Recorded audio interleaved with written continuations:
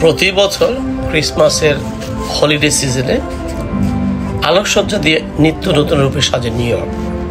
গত বছর সবচেয়ে বেশি পর্যটককে আকৃষ্ট করেছিল ম্যানহাটনের ফিফথ অ্যাভিনিউতে অবস্থিত সাকসের ফ্ল্যাগশিপ স্টোরের জায়ান্ট জোডিয়াক নামক এই লাইটিংটি।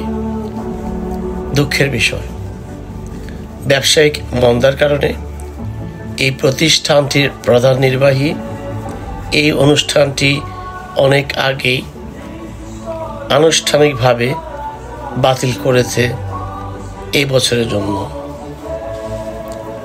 অনেকেই হয়তো ভেবেছিলেন এই বছরও এই লাইটিংটি দেখতে পাবেন, অনেকে হয়তো এর আগেও দেখেননি।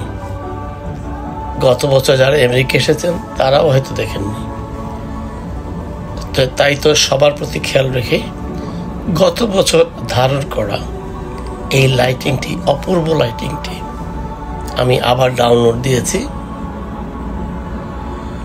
আপনাদের যদি ভালো লেগে থাকে একটা লাইক দিয়ে দেবেন, বন্ধু বান্ধবদের যদি দেখাতে চান একটা শেয়ার দিয়ে দেবেন।